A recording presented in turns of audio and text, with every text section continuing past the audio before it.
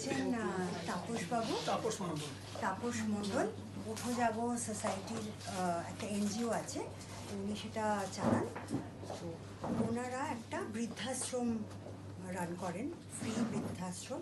ওখানে এখন আবাসিক হচ্ছে 5 জন, এবং একজন মহিলা আছেন যিনি ওটা আর কি দেখাশোনা করেন, মানে উনিও যথেষ্ট গরিব।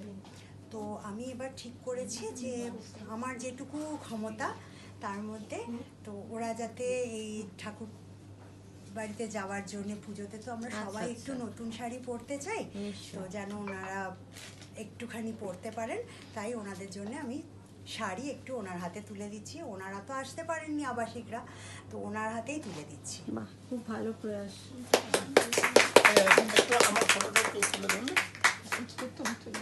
আমি ভিডিও পাঠিয়ে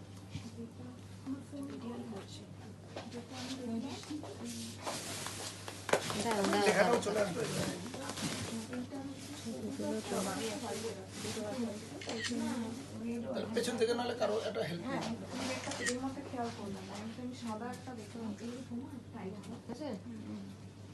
আর সামান্য একটু চায়ের সরঞ্জাম, আমি চা মুড়ি একটু দিয়ে দিলাম। ওনারা একদিন দুদিনের ওনাদের হয়ে যাবে।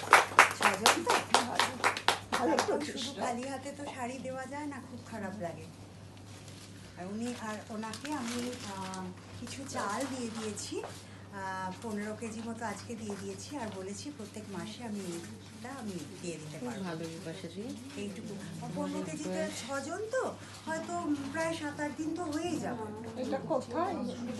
আমাদের বৃদ্ধাশ্রমটা মানে আমাদের এনজিওর অফিস হচ্ছে সোদপুরে, আর আমরা বৃদ্ধাশ্রমটা চালাচ্ছি বসিরহাট সাব ডিভিশনের আন্ডারে, বাদুরিয়া বলে যে ব্লকের আন্ডারে। গ্রামটার নাম হচ্ছে পঞ্জি।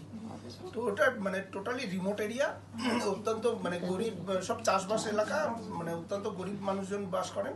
তো ওখান থেকেই কাছাকাছি এলাকার থেকে আমরা মানে যাদের অবস্থা খুবই খারাপ, যেমন হয়তো কারো ছেলে মেয়ে নেই, বা একজন আর আছেন ওনার সৎ ছেলে, তো এরকম যাদের দেখভাল করতে পারেন না, পুয়োর এবং আপনার নেগলেক্টেড, তো তাদেরকে আমরা এরকম 5 জনকে আপাতত রাখার মানে অ্যাকচুয়াল আমাদেরও তো ক্যাপাসিটিটা করতে হবে, আমরা এই সমস্ত ডোনেশনের উপরে কাজগুলো চালাচ্ছি। তো আমরা আপাতত 5 জনকে রেখেছি, হ্যাঁ, টোটালি ফ্রি অফ কস্টে তারা থাকছেন। তাদের থাকা খাওয়া এবং একটু মেডিকেল সাপোর্ট দেওয়ারও চেষ্টা করি। তো তাদের যে মানে মেডিকেল সাপোর্ট বলতে এই হেলথ চেক আপটা আর কি রেগুলার বেসিসে যাতে করা যায়, তো সেরকমভাবে চালানো হচ্ছে। আমাদের এনজিওটা ওঠো জাগো সোসাইটি, আমাদের গভর্নমেন্ট রেজিস্টার্ড, আমাদের 80G 12A CSR সার্টিফিকেট রয়েছে। তো আমরা মানে বিভিন্ন রোটারি ক্লাবের সঙ্গেও যুক্ত আছি। তো মানে বিভিন্ন দিক থেকে ডোনেশন বা যে যেরকমভাবে হেল্প করছেন তার উপরে ডিপেন্ড করে আমরা এটা চালাতে পারছি। আমরা এর আগে আপনাদের মতো মানে সেলফ হেল্প গ্রুপেরও একটা উদ্যোগ নিয়েছিলাম। সেটা ওই মহিলাদের টেলারিংয়ের একটা প্রজেক্ট করছিলাম। তো সেটা ওই করোনার সময় আটকে গেছিলো আমাদের।